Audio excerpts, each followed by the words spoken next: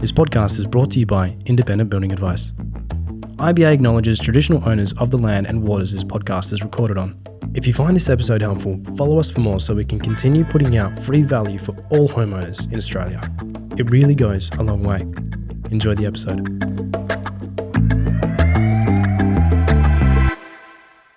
So when you're looking at buying a property, often you try to find out what's out there. You want to you have a property in mind that you want to actually live in, or it might be in a certain area, or maybe it's investment, but you just don't know what's out there. You have to wait for a real estate agent to post an ad, and maybe when you go through a home open, there might be 30 other people there trying to get the home open. But the reality is that you don't know what's going to come on the market next week or 2 weeks' time or 3 weeks' time. How do you give yourself advantage to buy the right house for you and get the right results for you? Well, we're going to answer that today. We've got an expert in this field. We've got David Keay. Welcome aboard. Thank you very much. Awesome. David Keay is actually a buyer's agent. And a buyer's agent is something that is really becoming a really good tool for people like me when people don't have land, but also for people overseas, that they're trying to find the right property. They have it in mind. They just can't find it. Or if they do find it, that you're paying a fortune for it. And we're going to hear all about that today. So, mate, tell us a bit about you first of all, and then, and I've used you a lot and I think you're great, which is awesome, but tell us a bit about you and tell us a bit about what a buyer's agent is. Yeah, thank you very much, Behan. So look, my background, I was a financial analyst for a number of years. Got to a point with that where, valuing businesses, you're sitting there analysing these numbers and trying to solve the problems with models and things like that. And it has a certain level of interest to it. And then you get to a point where you go, okay, what asset classes am I interested in specifically? Yeah. And property was absolutely the one that stood out to me as this is the most interesting asset class. It's physical, there's touch and feel, and there's also a lot of options available to it. And that's something that really set it apart. Buyer's agents, so we're somewhat of a new product in Perth specifically. Over East, they've been around for a long time. Very popular. Yeah. So we're definitely starting to see that they're starting to enter Perth as very much so an option that people are considering, particularly when stock levels are so low.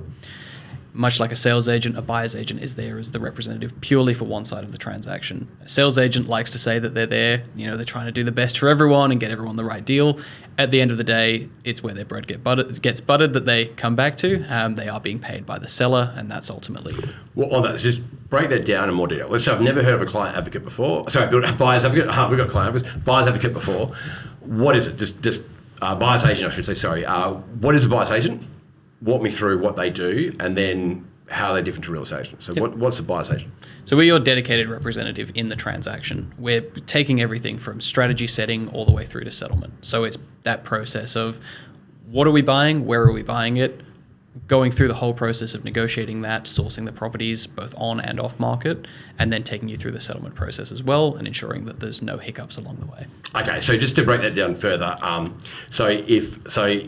and correct me if I'm wrong here, right? So person wants to buy a home in an area. Let's say I'm living in Sydney, I want to buy in WA. I don't know WA. I know it's a good place to invest. I would say I'll reach out to you. So David, I've got this much to spend. I want a good area. It's going to have good growth, good rental return, whichever. Can you find me something like this that meets that criteria? You go, yep, you might take a fee or something to look for it. You get the criteria, and then you narrow down suburbs. You give them a suburb profile. So, and then you go, okay, if this is on the right case, then you sort of narrowing it down and go, these are the properties we recommend. Is that right? Is that sort of how that works? Correct. So it very much so is that, there's a step before this, which is the strategy case, which is, say you're coming to us, what's important to you? Capital growth, good yield. Yep. Everybody always says both. Yeah, everything. I want everything. Yeah. And the answer to that is that, look, they are a trade-off of each other at some level. So it's determining what's the most important things to a client before we even start that process, understanding, hey, these are your investment goals. And sometimes they don't know is the honest answer. Yeah. And it's helping them to determine, well, look, if we take everything away, this is what I would do. Yeah. Let's start from there. Then we piece that together. So we'll typically take two strategies. So that will be, for an investor, for example, we'll take two strategies. So, one that's quite a high growth strategy and one that's a high yielding strategy. And we'll lay all of this out and the process that's involved in that, as well as the areas that would suit that strategy best. Okay. Yeah. So what do you mean by high growth, high yield, just to break that down just super quick? So high growth is capital growth driven properties. Those are the properties where you're expecting, the longer term side of it, which is the capital growth, is the priority. High yielding property, that's where we're kind of more focused on the income side of the property, making sure that we're getting a good rental return. Yeah. So, okay. So the way I describe it to people, it's like proactive versus reactive. So, and again, correct me if I'm wrong. So that is that if you go to a real estate agent, you're being reactive because you're waiting for someone to want to list it, put it on the market, they advertise it, then the agent's thinking, okay, we're going to sell it and do the whole home open thing or sell it online. That's reactive because as a buyer, you're waiting for that property to come on the market and you're a slave to the properties that are available. Whereas I look at buyer's agent as someone who is basically proactively doing it. Go, what are you looking for? Rather than let's see what's available. What are you looking for? Let's find it for you. And that you're actually going to find things out there that other people didn't know was available. Is that a good way of explaining it, or am I off? Look, that is a good capture of all of it. Within that, I think one of the first things that we do is by getting clear on what we're targeting, where we're targeting it, it sort of sets that goal and it makes it a lot clearer and a lot more tangible. That's what we're working towards. It's not, hey, this thing kind of fits the parameters. We know exactly what we're after. From there as well, we're then setting things up. And so we're looking at, okay, cool, how are we getting off markets? How are we then, off markets get a lot of attention. They're very much so the sexy thing in buyers agents. The reality is that off markets can be a mixed bag. They can be really good quality and there can be some gems every now and then. Oftentimes it's agents testing for pricing feedback and seeing what they can get away with as well. Yeah, so off market you mean non-advertised? Yes. At the point. So no one knows it's there except for you and just like a few. Yeah. Correct. Yeah. So that's very much so something that a lot of buyers agents will kind of fall into the trap of chasing the off markets constantly. Yeah. They can be great. The real gold is in the relationships with the agent. So if finance falls over on a deal, if, for example, sellers changing their mind, they're not sure that they're going to proceed, well, let's float it past these guys first. Gotcha. So you're jumping in before the curve. We're the kind of the catch. That's what we do. Yeah. It's to sort of save deals that might go awry otherwise. We kind of can sort for those, and also the pre-market and off-market stuff as well. Pre-market is generally preferable to off-market. Pre-market is something where we have a good relationship with an agent. Their client might not want to pay for marketing fully, things like that. Hey, do you want to come check this out on a random Tuesday? Yeah. Absolutely. I was wondering why would you sell off market or pre-market as you put it? I mean, wouldn't you want to get your top dollar, go through the process, get as much exposure as possible? But I think you sort of answered that there is advertising costs a lot of money and a lot of agents ask for that separately from their fee, don't they? Yeah. So typically you'd be spending about $3,000 on marketing costs. Yeah. The other thing to keep in mind as well, it depends on how palatable the property is to the market. If you've got a fully polished 4x2 in Duncraig, selling it off market, you're losing $50,000. It's not really something you would expect to see hit, kind of our desk before it goes public. Gotcha. But probably properties that are a little bit more in need of renovation, that sort of thing. They're not quite as polished product. That's the sort of thing that we get a lot of. Yeah, absolutely. And that makes sense because it's amazing. Like, I mean, you and I are in property and, I build and renovate for a living and you've done your fair share. And it's funny how people go to a home and go, oh, don't hate that home. It's disgusting. And you go, okay, what didn't you like about this established? Oh, that paint colour in the living room. Oh, it's terrible. And you're going, painted. Apart from that, it's great. And it's funny how people get turned off with that. So if you're going to sell your property and you know that it might be run down or look a bit, people can't get past that initial, I've got to do this, or that might be an easy fix. And then that could be a negative for you. So you could, I guess that's where you come into it, where you go, okay, well, it may be a negative to the public, but we've got people that can see past that and make that work. Is that... Exactly right, and it's also opening people up to that possibility of, well, how much does it cost to paint and do carpets, right? At some level, it's not the biggest deal. So that's something that we kind of help people to understand as well, that actually we're getting a lot of value if we look at the property with the lawn that's not mowed and the carpets that from the 70s and look like something out of Austin Powers. That's perfect. That's what we're after. I just demolished a house like that just recently, and it ripped my heart out. I took all these photos, and it was the coolest wallpaper, and they had these orange tiles and orange covers, and it sounds horrible, but it was so cool. In fact, they had glass palm trees on the doors. So cool. And now the coolest couple, we're going to build a house for a new home, but it was a crime to demolish it, but we had to. This place was pretty run down. But those awesome homes that I'd love to keep them, but they're great. But Austin Powers would definitely be there. Shag pile carpet. So, but no, I think that's really important. But also, I think the biggest one there, apart from the $3,000 advertising, who wants to set up your home and make it look pristine for a home open every weekend, especially if you didn't sell the first couple of weekends? It's a lot of work, and sometimes it's like, look, hey, make it go away.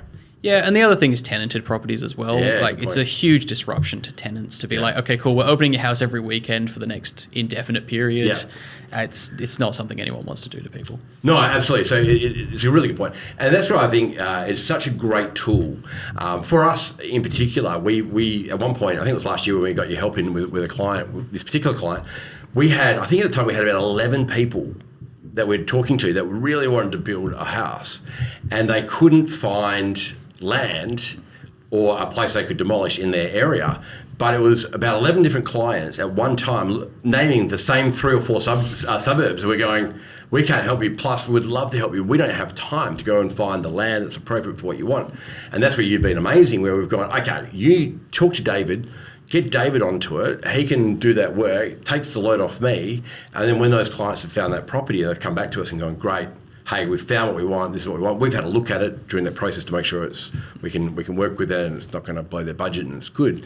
But then to do that for us is great, and then they're happy, they found what they wanted, and we can then build the home or extend or renovate, which is, I think that's a great tool for people. If you can't find what you want, you get an expert in to hunt it down for you. Yeah, I think that makes a big difference. It's also the emotional side to the process, particularly for our owner-occupier clients. It very much so is an emotional decision. It's, I've missed 4 properties, I don't care anymore, I'm going to pay 50 grand more than you want. Yeah. I'm just going to get it. Yeah. And for me, it's a completely objective process. It's looking at, hey, this is what properties in this area are worth, this is what the level of interest in these sorts of properties are. Yeah. Where do we draw the line on price point? That's very much so what we do. And oftentimes I have clients saying, can we just go more? And I say, no. It's not worth it. Yeah. I had one client once and they were desperate to go 20 grand more. Because the agents, it's their job. They have to play the game. They have to make sure that they're getting the best for their vendor. And this one client once said to me, can we just go 20 grand and make sure that we get it? And I said, no. And I I got off the phone and I said, I know that they're going to hate me if we miss this. Yeah. They'd fallen in love with the home, but you have to stick to your guns at some point. Yeah. And I don't know if that 20 grand offer that's supposedly higher than ours exists. Yeah. We have to play the poker a little bit. Yeah. And But that's the thing, like your business is similar to ours, that we're client side, your client side. You know, you sell your property, you hire a real estate agent. That real estate agent works for the vendor, the person selling it, not necessarily the buyer, not the buyer. I mean, their goal really is to sell the house, but they want to get the top dollar. You're working on the other side, so you're hiring an expert to counter them. And you did that with our client as well, one of our clients, where they was similar. They said, oh, look, we'll find another property. And I remember you saying, oh, maybe we should offer more. And you're going, no, we're good. I think we're good. And they didn't. And you were right. And they got it for the price they wanted. So I think that having an expert in your corner, and I mean, people think they're good negotiators. I think most people don't like doing it. Having someone that loves it and does it for a living and, like you said, unemotional, huge difference. And your business analyst background, you'd love doing the figures and crushing it, I'm sure. But that's the advantage, I think. If you're going to, it's like if you're going to have let's say you're going to go to court, right? And you've got a lawyer who's an expert, world-renowned lawyer against you, and you're going to defend yourself. Well, you're up against a seasoned veteran. Why would you not try and counter that? And I think that's not a bad way of buying houses or property. Having that person behind you. And that's exactly it. It's, when you're going up against a real estate agent, this is somebody who thinks about this every single day. They live, breathe, sleep, and, don't stop talking about property. Yeah. What you're doing is leveling the playing field by appointing a buyer's agent is very much so what that is kind of doing. You're putting me against the guy that talks and thinks about it every day. Well, so do I. And yeah. And usually we have Look, buyer's agents tend to have a slightly broader view of the market. Agents are very property focused, and some of them are very good at their pockets and their suburbs. Yeah. But I'm then comparing that to, okay, for example, I think Mount Hawthorn's a phenomenal suburb, beautiful area, lots of character homes, lots of amenity, and then you look over the road, you go over Charles Street, you're in Yokine. Very comparable, like very similar, but the price point is significantly lower. It's called the bridesmaid effect, and that's something that it's a little bit outside of it. And you think, well, if we're paying X amount in this suburb, how much more can we achieve here? Yeah. And is it worth that compromise? Well, I think it's a great way of looking at it. And I think someone just challenging you as to, well, across the road, man, like why don't we save that money and spend it on something else? But I find in Perth that it almost goes suburb by suburb. If this suburb here, close to the city, has gone up, you almost guess the next one's going down. It's literally like a wave going through. So often, and this is my layman, I'm not analysing it like you are, but it's almost like I can guess the next suburb to go up. It's the one next to it that hasn't gone up yet, and I think that's it, because what I find a lot of people make the mistake is they look online and they see, that suburb's had a 22% property growth. Wow, we should buy in there. And I have a funny feeling that's not what you should be doing. Is that how you said? Look, it does depend. So there's an asterisk next to that, obviously. Yeah. It does depend on the area. It does depend on why prices are moving the way that they are. In Perth, generally speaking, it's a matter of supply. And it's also, as we're seeing now, the market is shifting away from what's the cheapest possible thing that investors can buy to, hey, I've made a ton of money over the last 5 years. I've got a lot of equity built up. I can now look to upgrade my home. I can now look to move to that better suburb. That's very much so what we're seeing play out in the market. Yeah. And it's no longer just that case of what's the cheapest, what's going to get me the best return. It's how can I upgrade my life? Yeah, absolutely. And that makes a lot of sense. But how do I find the right one for you? One thing that I've recommended to a few people who are quite particular where they want to live, and because I've got a friend of mine at the moment who I actually designed their home and built their home for them, and they love it, but they want a bigger, better home. Exactly what you just said. And they want to live in particular areas of the suburb. And I said, okay, well, what I recommend you do is walk your dog, every house that you like, get some printouts, put it in the letterbox and say, contact me, as a way of doing it. And I think I think that's a good way of doing it, because you don't know if those people are thinking of selling, and you might be able to get in front of the market. However, the problem that the same client has, if they actually find a home that's open, they go to a home open. Like the one that they looked at the other day, it was near me, and I actually had ducked in there. I reckon there would have been at least 70 people in there in the 2 minutes I was there for, let alone the 30 minutes they were open for. And you're in a buying war with those people, and it's going to drive the price up. So if you can get an edge with someone like yourself, and you might be competing with just one or two people, it's going to definitely help your pocket from a buying point of view. Yeah, so it's funny. I actually had a client recently, and basically we found this property, and it was very meets their requirements. And what we said was, okay, cool. Let's get in touch with the agent, go and privately inspect it. And so we were able to go to the property, inspect it prior to the weekend, and make them an offer that expired that Friday. The difference that makes is that before they go to their first home open, before they can show the public, get the 50 people through, that property's already gone. And a little bit of an unfair advantage, but that's the way that the game goes. Well, it's unfair advantage the other way, isn't it? So, no, look, I think that's great. And I think the reality is take it or leave it, and if you price it properly and it's fair and the whole thing, if you're a client that needs to sell this, then you do. The other thing as well, you probably can't say it, but I'll say it, is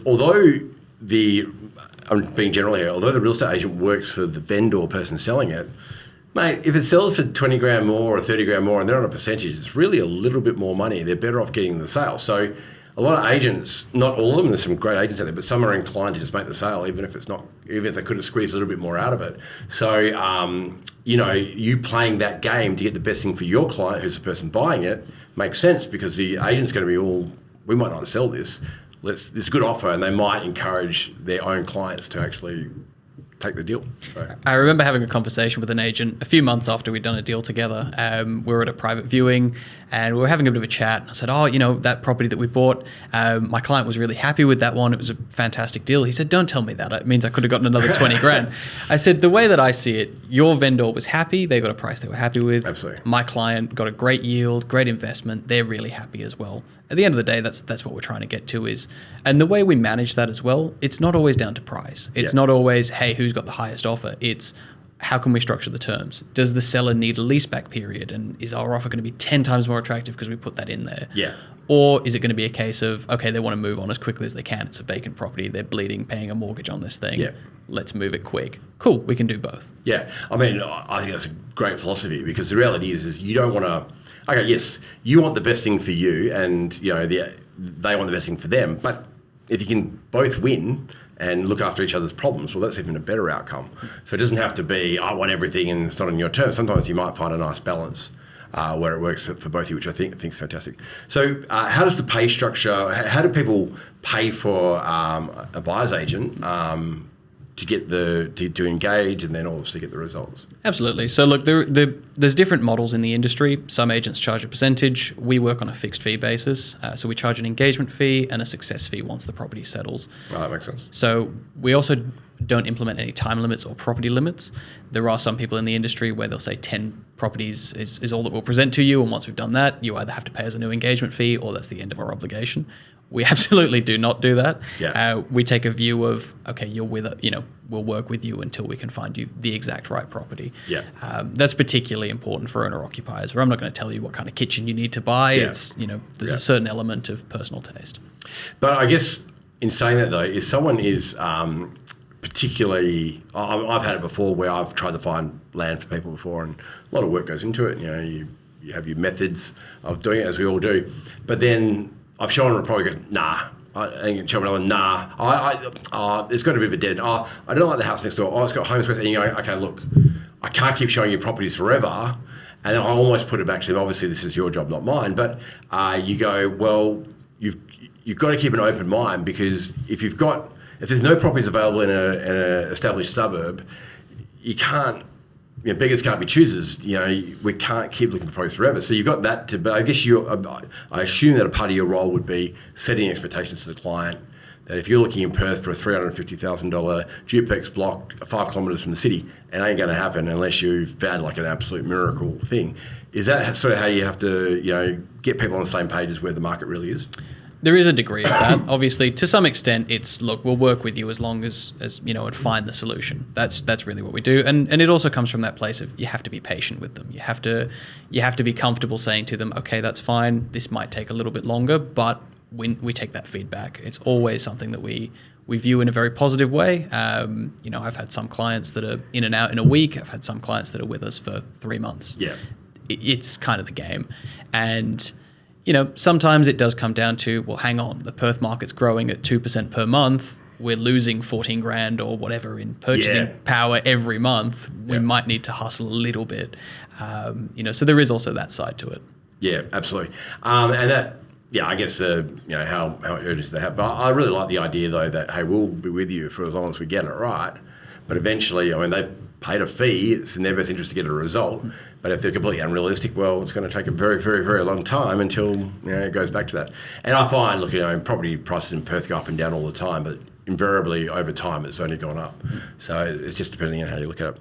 So the buyer's agent will do investment, basically also owner occupier, live there forever, subdivisions. Also, is that all? What sort of stuff do you do? Anything residential? Do you commercial as well, or?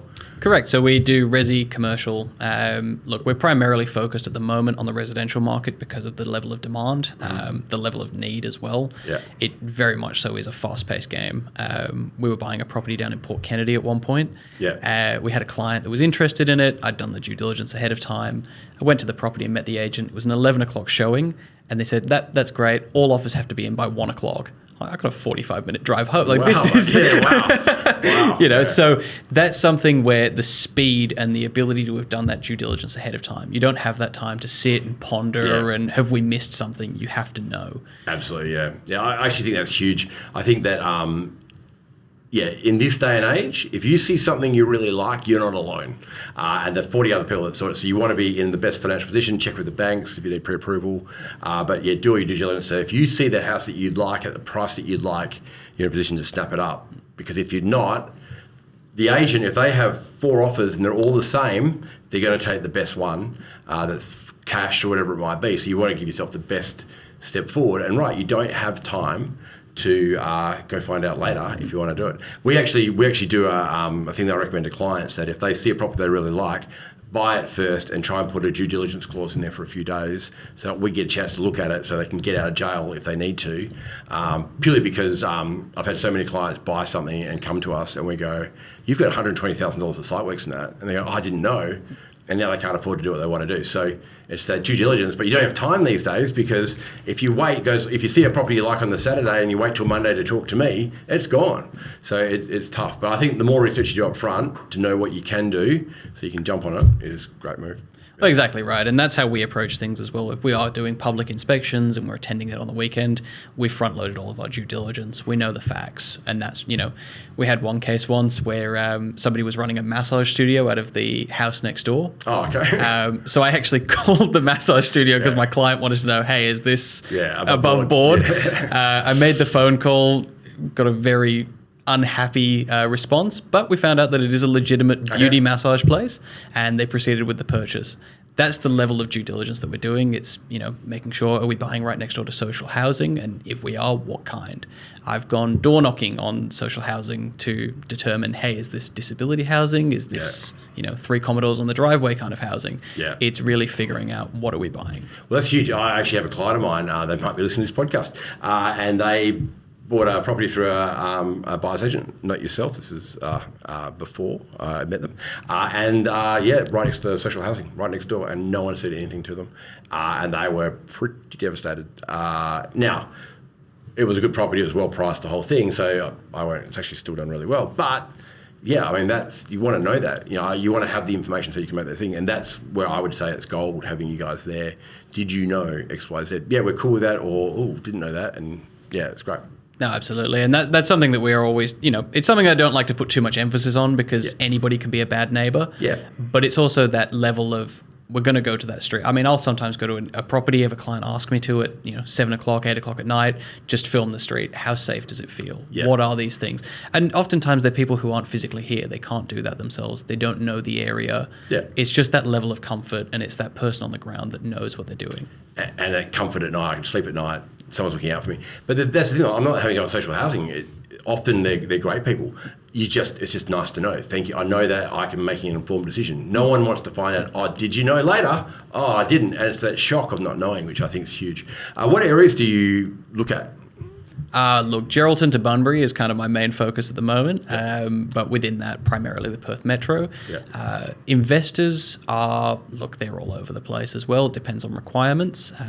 Bunbury is a market that we do quite a bit of deals down there.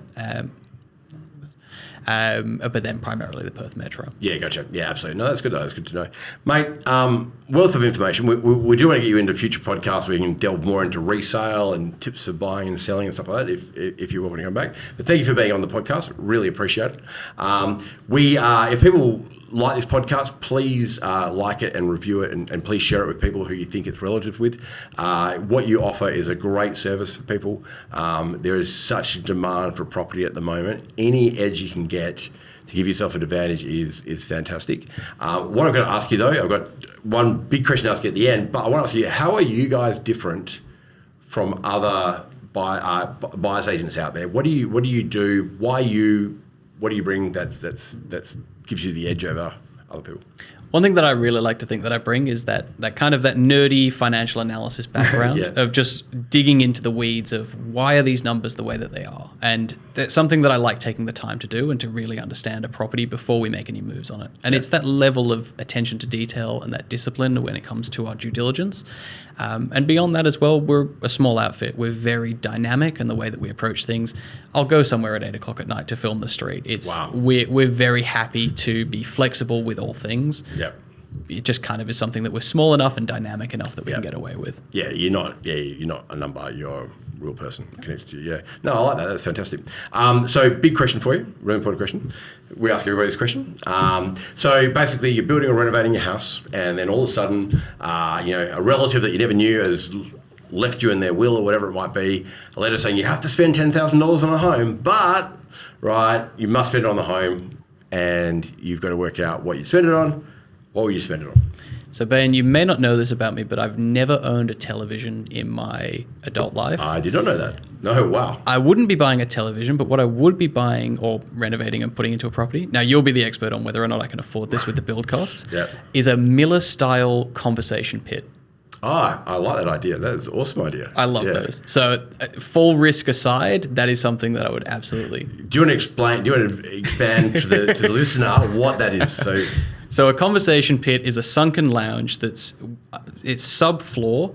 It sits in a circular or square fashion. The Miller style is more square.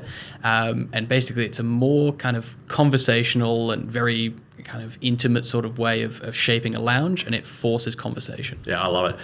If you look at Beyonce's house and Jay-Z's house, it was like, I think, I don't know how much, a lot more than my home, that they've got, and they sold it a few years ago, and they had this big one, and it was massive. I think it sat like 10 people, and 10 people, and they had coffee tables. I think they had a coffee table and a fire pit. At the same time, their cars come up into the living room from the basement, but it was awesome. And I remember seeing a fly-through of it, just going, that is wicked. And I think they also had that in the show from, I think, the 60th, The Party or something, with Peter Sellers in it. It's very famous, it's very politically incorrect show, but they had this awesome talking pit. And I remember my old boss years ago goes, I want to have that in my home. I reckon that is an awesome suggestion. To give you an idea, you're looking at about $3 to $5 grand for the sunken floors. Can't tell you how much the couches are going to cost, but yeah, very affordable, and you probably have change, so you'd have a nice TV set in there if you wanted to as well. But nothing beats good conversation, and I reckon that's one of the best ideas I've heard, mate. I love it. That's awesome. So you got me with that. We're going to have your information in the show notes if people want to reach out to you. I do highly recommend having a chat to you if you're looking at buying property. Like I said earlier, please leave comment on this, and please leave a review. It spreads the word of what we do, but it also tells us that we're on the right track. Thanks so much for coming in today. Yeah, thanks for having me, Ben. Thank you, David Keay. Appreciate it.